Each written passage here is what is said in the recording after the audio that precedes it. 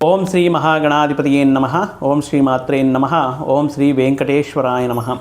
ಸಮಸ್ತ ಕನ್ನಡ ಜನತೆಗೆ ನಮಸ್ಕಾರ. ನೀವು ಮೊದಲನೇ ಬಾರಿ ನಮ್ಮ ಚಾನಲ್ ನೋಡ್ತಾ ಇದ್ದರೆ ದಯವಿಟ್ಟು ಸಬ್ಸ್ಕ್ರೈಬ್ ಮಾಡಿ ಅಂತ ಹೇಳ್ತಾ, ಪ್ರಮುಖವಾಗಿ ಈ ವಿಡಿಯೋದಲ್ಲಿ ಈ ಆಗಸ್ಟ್ ಮಾಸದಲ್ಲಿ 2 ಪ್ರಮುಖ ಗ್ರಹಣಗಳು ನಿರ್ಮಾಣವಾಗ್ತಾ ಇದೆ. ಈ ಮೊದಲನೇ ಸೂರ್ಯಗ್ರಹಣ, ಮೊದಲನೇ ಗ್ರಹಣ 12ನೇ ತಾರೀಕು, ಆಗಸ್ಟ್ 12ನೇ ತಾರೀಕು ನಮ್ಮ ಭಾರತ ಕಾಲಮಾನ ಪ್ರಕಾರ ರಾತ್ರಿ 9:45 ಆರಂಭವಾಗಿ 2:15 ಬೆಳಗಿನ ಜಾವ 2:15 ಕೂಡ ಇರುತ್ತೆ. ಭಾರತ ದೇಶದಲ್ಲಿ ಯಾವುದೇ ರೀತಿ ಗ್ರಹಣದ ಪ್ರಭಾವ, ನಿಯಮಗಳು, ಆಚಾರಗಳು ಪಾಲಿಸಬೇಕಾಗಿಲ್ಲ. ಮತ್ತು ಯಾರಿಗೆ ಈ ಗ್ರಹಣವು ಅನ್ವಯವಾಗುತ್ತಂದರೆ, ಈ ಪರ್ಟಿಕ್ಯುಲರ್ ಆಗಿ ಗ್ರೀನ್ಲ್ಯಾಂಡ್, ಈ ಕೆಲವೊಂದು ಹೊರ ರಾಜ್ಯಗಳ ದೇಶಗಳಾಗಿರುವಂಥ ಐಸ್ಲ್ಯಾಂಡ್ ಆಗಿರ್ಬೋದು, ಸ್ಪೇನ್, ಪೋರ್ಚುಗಲ್, ಉತ್ತರ ರಷ್ಯಾ, ಈ ಸ್ಪೇನ್, ಯುರೋಪ್ ಕಂಟ್ರೀಸಲ್ಲಿ ಈ ಗ್ರಹಣದ ಪ್ರಭಾವ ಇರೋದರಿಂದ ಸ್ವಲ್ಪ ಈ ನಮ್ಮ ಕನ್ನಡಿಗರು ಯಾರಾದರೂ ಇದ್ದರೆ ಗ್ರಹಣ ನಿಯಮಗಳನ್ನು ಪಾಲಿಸಲೇಬೇಕಾಗಿರುತ್ತೆ. ಈ ಗ್ರಹಣವು ಒಂದು ರೀತಿ ನಾಗಗ್ರಹಣ, ಸರ್ಪಗ್ರಹಣ ಅಂತ ಹೇಳ್ಬೋದು. ಯಾಕಂದರೆ ಕಟಕ ರಾಶಿಯಲ್ಲಿ ಆಶ್ಲೇಷ ನಕ್ಷತ್ರದಲ್ಲಿ ಈ ಗ್ರಹಣ ನಿರ್ಮಾಣವಾಗ್ತಾ ಇರೋದ್ರಿಂದ, ಆಶ್ಲೇಷ ನಕ್ಷತ್ರ ಅಂದರೆ ಗೊತ್ತು, ಅದು ಸರ್ಪಗಳಿಗೆ ಸಂಬಂಧಪಟ್ಟಿರುವಂತಹ ನಕ್ಷತ್ರ. ಸರ್ಪಗ್ರಹಣ ಅಂತಲೂ ಹೇಳಬಹುದು, ನಾಗಗ್ರಹಣ ಅನ್ನೋದು ಹೇಳಬಹುದು. ಆಗಿರೋದ್ರಿಂದ ಈ ಗ್ರಹಣದ ಪ್ರಭಾವ ಸ್ವಲ್ಪ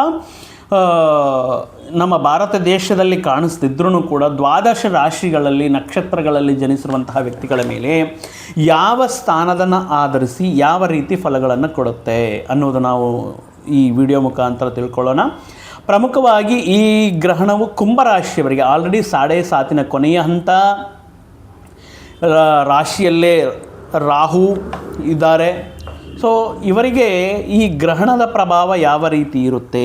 ಈಗ ಧನ ಕುಟುಂಬ ಸ್ಥಾನದಲ್ಲಿ ವಕ್ರಗಮನ ಸಂಚಾರ ಮಾಡ್ತಾ ಇರುವಂತಹ ಶನಿ ಪರಮಾತ್ಮ, ರಾಶಿಯಲ್ಲೇ ರಾಹುಗ್ರಹವು, ಈ ಸೂರ್ಯಗ್ರಹಣವು ಕುಂಭರಾಶಿಯವರ ಜೀವನದಲ್ಲಿ ಅನೇಕ ಬದಲಾವಣೆಗಳನ್ನು ತರುತ್ತೆ. ಇಲ್ಲಿಯವರೆಗೂ ಕೂಡ ಕಷ್ಟವನ್ನೇ ನಂಬಿಕೊಂಡು ಅದೃಷ್ಟವನ್ನೋದು ಇವರಿಗೆ ಇರೋಲ್ಲ. ಯಾಕಂದರೆ ಕುಂಭ ಮಕರ ರಾಶಿಯವರಿಗೆ ರಾಶ್ಯಾಧಿಪತಿ ಶನಿ ಪರಮಾತ್ಮ ಆಗಿರೋದ್ರಿಂದ ಇದು ಸೇವಕ ರಾಶಿಗಳು ಅಂತ ಹೇಳ್ತಾರೆ. ಇವರಿಗೆ ವ್ಯಾಪಾರ ಲಾಭ ಸ್ಥಾನಗಳು ಅಷ್ಟೊಂದು ಕೂಡಿ ಬರಲ್ಲ. ವ್ಯಾಪಾರಗಳಲ್ಲಿ ಆ ಲೌಕ್ಯತೆ, ಅತಿ ಒಳ್ಳೆಯತನ, ಈ ತ್ಯಾಗಶೀಲಿ ಗುಣ ಇವೆಲ್ಲವೂ ಕೂಡ ಲಾಭಗಳಿಗೆ ಅಥವಾ ಸ್ವಾರ್ಥಕ್ಕೆ ಅಥವಾ ಬಿಸ್ನೆಸ್ ಮೈಂಡೆಡ್ ಪರ್ಸನ್ಗೆ ಇಲ್ಲದೇ ಇರೋ ಕಾರಣದಿಂದ ಬಹಳಷ್ಟು ವೃತ್ತಿ ಉದ್ಯೋಗ ವಿಷಯಗಳಲ್ಲಿ ಆತಂಕಗಳನ್ನು ಎದುರಿಸುತ್ತಾ, ಹಣಕಾಸಿನ ವಿಷಯಗಳಲ್ಲಿ ತೊಂದರೆಗಳನ್ನು ನೋಡುತ್ತಾ, ಯಾವಾಗ ಈ 7.5 ಹೊರಗಡೆ ಬರೋಣ ಅಂತ ಯೋಚನೆ ಮಾಡ್ತಾ ಇರೋರಿಗೆ ಈ ಸೂರ್ಯಗ್ರಹಣ ಋಣರೋಗ ಶತ್ರುಸ್ಥಾನವಾಗಿರುವಂತಹ 6ನೇ ಮನೆಯಲ್ಲಿ ಆಗ್ತಾ ಇರೋ ಕಾರಣದಿಂದ ಇದೊಂದು ರೀತಿ ಒಳ್ಳೆಯ ರಾಜಯೋಗ, ಒಂದು ರೀತಿ ಅದೃಷ್ಟ ಯೋಗ ಅಂತ ಹೇಳಬಹುದು. ಯಾಕಂದರೆ ಪ್ರಮುಖವಾಗಿ ರವಿ ತೃತೀಯ, ಷಷ್ಠ ಮತ್ತು ದಶಮ, ಏಕಾದಶ ಸ್ಥಾನಗಳಲ್ಲಿ ಯೋಗಕಾರಕನಾಗಿರುತ್ತಾರೆ. ಸೊ ಆಗಿರೋದ್ರಿಂದ ಈ ಪರ್ಟಿಕ್ಯುಲರ್ ಆಗಿ ನಾವು ನೋಡುವುದಾದರೆ, ರವಿ ಷಷ್ಠ ಸ್ಥಾನದಲ್ಲಿ, ಋಣರೋಗ ಶತ್ರು ಸ್ಥಾನವಾಗಿರುವಂತಹ ಷಷ್ಠ ಭಾವದಲ್ಲಿ ಈ ಗ್ರಹಣ ನಿರ್ಮಾಣ ಆಗ್ತಾ ಇರೋದು ಒಂದು ರೀತಿ ಕುಂಭರಾಶಿಯವರಿಗೆ ಒಳ್ಳೆಯ ಶುಭ ಫಲಗಳನ್ನು ನೀಡುತ್ತೆ. ಮತ್ತು ಯಾವ ವಿಷಯಗಳಲ್ಲಿ ಮುಂಜಾಗ್ರತೆ ಕ್ರಮ ತಗೋಬೇಕು ಅನ್ನುವಂತಹ ವಿಷಯಗಳನ್ನು ನಾವು ನೋಡೋಣ. ಈ ಟೈಮಲ್ಲಿ ಪರ್ಟಿಕ್ಯುಲರ್ ಆಗಿ ಋಣರೋಗ ಶತ್ರು ಅಂದರೆ ಕಾಂಪಿಟೇಟಿವ್ನೆಸ್, ಸ್ಪರ್ಧಾತ್ಮಕ ವಿಷಯಗಳು, ನೀವು ಮಾಡ್ತಾ ಇರುವಂತಹ ವೃತ್ತಿ ಉದ್ಯೋಗ ಸ್ಥಾನಗಳಲ್ಲೂ, ಸ್ಥಳಗಳಲ್ಲಿ, ಕಾರ್ಯಾಲಯಗಳಲ್ಲಿ ನಿಮ್ಮ ಕೆಲಸಕ್ಕೆ, ನಿಮ್ಮ ಹಾರ್ಡ್ ವರ್ಕಿಗೆ, ನಿಮ್ಮ ಡೆಡಿಕೇಷನ್ಗೆ ಒಂದು ಒಳ್ಳೆಯ ಗುರುತುವಿಕೆ ಸಿಗೋದಾಗಿರಬಹುದು. ನಿಮ್ಮ ಮೇಲಧಿಕಾರಿಗಳಿಂದ ಸಿಗುವಂತಹ ಪ್ರಶಂಸೆಗಳಾಗಿರಬಹುದು.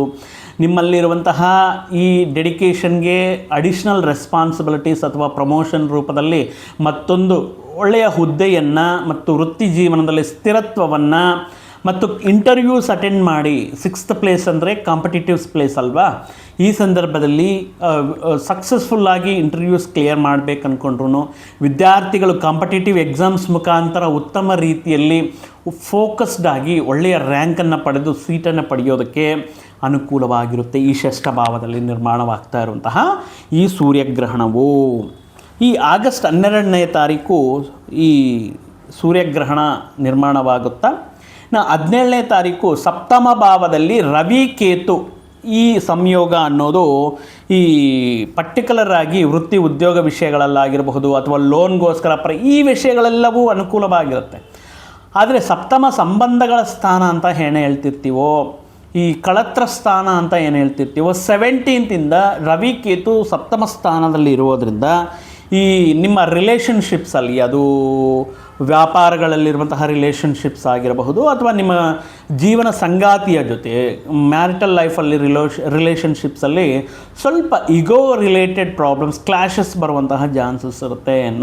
ನಾನು ಹೇಳಿರೋದೇ ಕರೆಕ್ಟು, ನಾನು ಹೇಳಿರೋವಂಥ ವಿಷಯಗಳೇ ಕರೆಕ್ಟು, ಈ ರೀತಿ ಕೆಲವೊಂದು ವಿಷಯಗಳಲ್ಲಿ ಇಗೋ ಕ್ಲ್ಯಾಶಸ್ ಅನ್ನೋದು ಬರ್ತಾ ಇರುತ್ತೆ. ಸೊ ಈ ವಿಷಯಗಳಲ್ಲಿ ಪರ್ಟಿಕ್ಯುಲರ್ ಆಗಿ ನೀವು ಕುಂಭರಾಶಿಯವರು ಸ್ವಲ್ಪ ತಾಳ್ಮೆಯಿಂದ ಒಂದು ಕನ್ವಿನ್ಸ್ ಮೋಡಲ್ಲಿ, ಒಂದು ಕಾಂಪ್ರಮೈಸ್ ವೇಯಲ್ಲಿ ಹೋಗೋದು, ಆ ಸಂಬಂಧಗಳನ್ನು ಕಾಪಾಡಿಕೊಳ್ಳೋದು, it's in your hand, completely it's in your hand ಅನ್ನೋ ರೀತಿಯಲ್ಲಿ ನಿಮ್ಮ ಕೈಯಲ್ಲಿರುತ್ತೆ.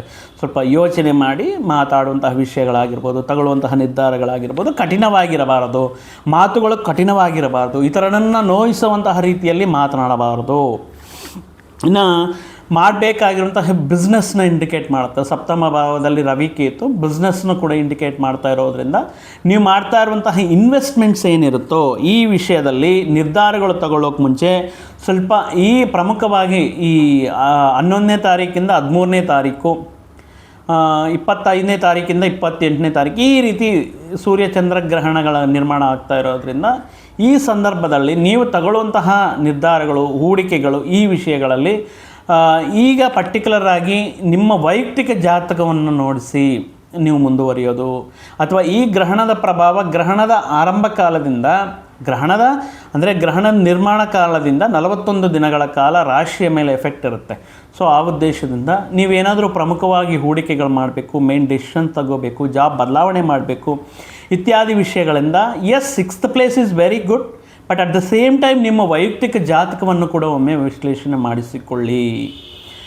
ವೈಯಕ್ತಿಕ ಜಾತಕವನ್ನು ಒಮ್ಮೆ ನಿಮ್ಮ ಕುಂಡಲಿ ಅನಲೈಸ್ ಮಾಡಿಕೊಂಡು ಈಗ ದಶೆ ಅಂತರ್ದಶೆ ಯಾವ ರೀತಿ ನಡೀತಾ ಇದೆ, ಮುಖ್ಯವಾದ ಬದಲಾವಣೆಗಳು ತಗೊಳ್ಳೋದಕ್ಕೆ, ವಿದ್ಯಾ ವಿವಾಹ ಇತ್ಯಾದಿ ವಿಷಯಗಳಲ್ಲಿ ನಿರ್ಧಾರಗಳು ತಗೊಳ್ಳೋದಕ್ಕೆ ಸ್ವಲ್ಪ ಜಾತಕವನ್ನು ವಿಶ್ಲೇಷಣೆ ಮಾಡಿಕೊಂಡು ಮುಂದಕ್ಕೆ ಹೋಗೋದು ಉತ್ತಮ. ಇನ್ನು 11ರಿಂದ 13ನೇ ತಾರೀಕು ನೀವು ತಗೊಳ್ಳುವಂತಹ ನಿರ್ಧಾರಗಳಲ್ಲಿ ಸ್ವಲ್ಪ ಯೋಚನೆ ಮಾಡಿ ತುಂಬ ಕೇರ್ಫುಲ್ಲಾಗಿ ಡೆಸಿಷನ್ ತಗೊಳ್ಬೇಕಾಗಿರುತ್ತೆ. ಅದು ಇನ್ವೆಸ್ಟ್ಮೆಂಟ್ಸ್ ಆಗಿರ್ಬೋದು, ಅಥವಾ ನೀವು ಮಾಡ್ತಾ ಇರುವಂತಹ ಕೆಲವೊಂದು ಬಿಸ್ನೆಸ್ ರಿಲೇಟೆಡ್ ಅಥವಾ ಜಾಬ್ ರಿಲೇಟೆಡ್ ಟ್ರಯಲ್ಸ್ ಆಗಿರ್ಬೋದು. ಜಸ್ಟ್ ಥಿಂಕ್, ಆಲ್ರೆಡಿ ನಿಮಗೆ ಜಾಬ್ ಇದೆ, ಸೊ ಸೇಫ್ ಸೈಡಲ್ಲಿದ್ದೀರಾ. Again if you are getting some opportunities ಅಂದರೆ ಬಿಡೋಕ್ಕೆ ಮುಂಚೆ ಜಸ್ಟ್ ಎಲ್ಲ ರೀತಿಯಲ್ಲಿ ಎಂಕ್ವೈರಿ ಮಾಡಿಕೊಂಡು ನೀವು ಆಯ್ಕೆ ಮಾಡ್ಕೊಳ್ಳೋದು it's in your hand. But before that ಒಮ್ಮೆ ಯೋಚನೆ ಮಾಡಿಬಿಟ್ಟು ನೀವು ಸ್ಟೆಪ್ ತಗೊಳ್ಳೋದಕ್ಕೆ ಅನುಕೂಲವಾಗಿರಲಿ. ಇನ್ನು ವಿದ್ಯಾರ್ಥಿಗಳಿಗೆ ಕೂಡ 6ನೇ ಮನೆ ಋಣರೋಗ ಶತ್ರುಸ್ಥಾನ ಅಲ್ವಾ, ಕಾಂಪಿಟೇಟಿವ್ ಅಂದರೆ ಕಷ್ಟತರವಾಗಿರುವಂತಹ ಸಬ್ಜೆಕ್ಟ್ಗಳನ್ನು ಕೂಡ ತುಂಬ ಈಸಿಯಾಗಿ ಅರ್ಥ ಮಾಡ್ಕೊಂಡು ಅದರಲ್ಲಿ ಒಳ್ಳೆಯ ಸ್ಕೋರ್ ಪಡೆಯೋದಕ್ಕೆ, ಈ ಕಾಂಪಿಟೇಟಿವ್ ಎಕ್ಸಾಮ್ ಸ್ಪರ್ಧಾತ್ಮಕ ಪರೀಕ್ಷೆಗಳಲ್ಲಿ ಉತ್ತಮ ರೀತಿಯಲ್ಲಿ ಪರ್ಫಾರ್ಮೆನ್ಸ್ ಮಾಡಲಿಕ್ಕೆ ಈ ಗ್ರಹಣದ ಎಫೆಕ್ಟ್ ಅನ್ನೋದು ತುಂಬ ಚೆನ್ನಾಗಿರುತ್ತೆ. 6th ಹೌಸಲ್ಲಿ ಗ್ರಹಣ ನಿರ್ಮಾಣ ಆಗ್ತಾ ಇರೋದ್ರಿಂದ ಅಂದರೆ ಫೋಕಸ್ಡ್ ಆಗಿರಬೇಕು. ಎಲ್ಲ ರೀತಿಯಲ್ಲಿ ಸನ್ನದ್ಧತೆ ಅನ್ನೋದು, preparation is more important.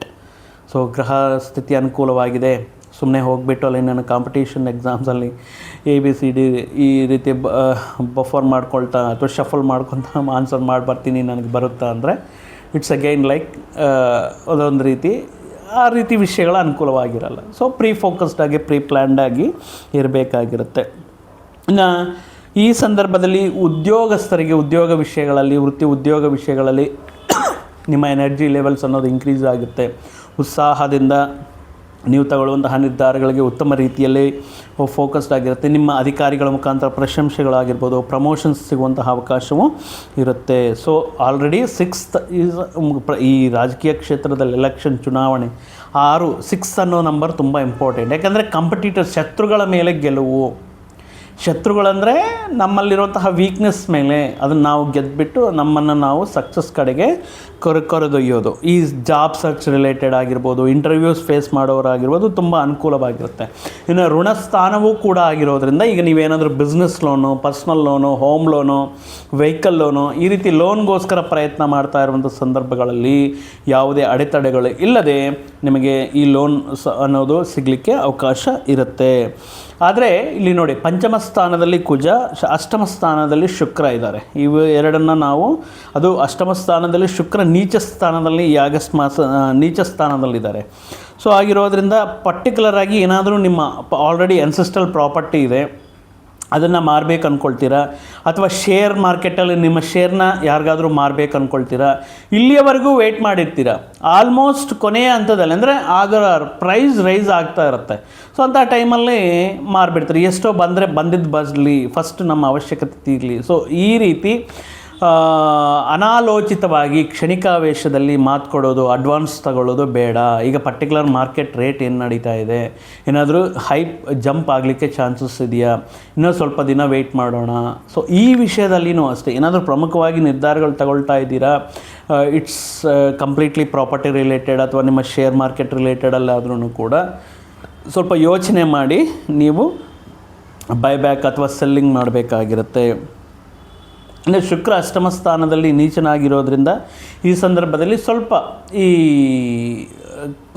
Mainly bone related ಅಥವಾ ಜಾಯಿಂಟ್ ರಿಲೇಟೆಡ್ ಪೇಯ್ನ್ಸ್ ಅನ್ನೋದು ಬರ್ತಾ ಇರುತ್ತೆ. ಅದು ನೀಸ್, ಮೊಣಗಾಲಕ್ಕೆ ಸಂಬಂಧಪಟ್ಟಿರುವಂಥದ್ದು ಅಥವಾ ಕಾಳು ಸೆಳಿತ, ಈ ರೀತಿ ಪ್ರಾಬ್ಲಮ್ಸ್ ನಡೀತಾ ಇರುತ್ತೆ.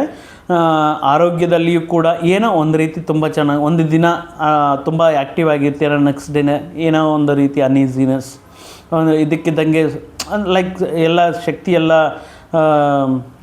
ವೀಕಾಗಿ ಒಂದು ರೀತಿ ಅನ್ಈಸಿನೆಸ್, ಟಯರ್ಡ್ನೆಸ್ ಅನ್ನೋದು ಜಾಸ್ತಿ ಕಾಣಿಸ್ತಾ ಇರುತ್ತೆ. ಸೊ ಆಗಿರೋದ್ರಿಂದ ಆರೋಗ್ಯದ ಬಗ್ಗೆ ನಿಮ್ಮ ಈ ಬೋನ್ಸ್ ರಿಲೇಟೆಡ್ ಪ್ರಾಬ್ಲಮ್ಸ್ ಅಥವಾ ಸಯಾಟಿಕಾ, ಬ್ಯಾಕ್ ಬೋನ್ ರಿಲೇಟೆಡ್ ಪ್ರಾಬ್ಲಮ್ಸ್, ಅದ್ರ ಬಗ್ಗೆ ಸ್ವಲ್ಪ ಕಾಳಜಿ ವಹಿಸಬೇಕಾಗಿರುತ್ತೆ.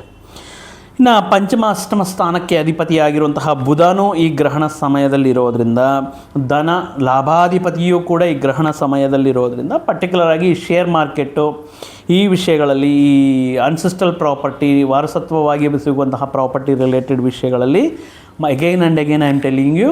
ಸೊ ಈಗ ಆ ಥರ ಬಿದ್ದು ನಿರ್ಧಾರಗಳು ತಗೊಳ್ಳೋಕೆ ಹೋಗಬೇಡಿ. ಇನ್ನು ಹೊರಗಡೆ ದೇಶದಲ್ಲಿರುವಂತಹ ವ್ಯಕ್ತಿಗಳು, ನಾನೇನು ಹೇಳಿದನೋ ಈ ದೇಶಗಳಲ್ಲಿ ಈ ಗ್ರಹಣದ ಪ್ರಭಾವ ನಿಮ್ಮ ಮೇಲಿದ್ದರೆ, ಸೊ ದಯವಿಟ್ಟು ಗ್ರಹಣ ನಿಯಮಗಳನ್ನು ಪಾಲಿಸಿ.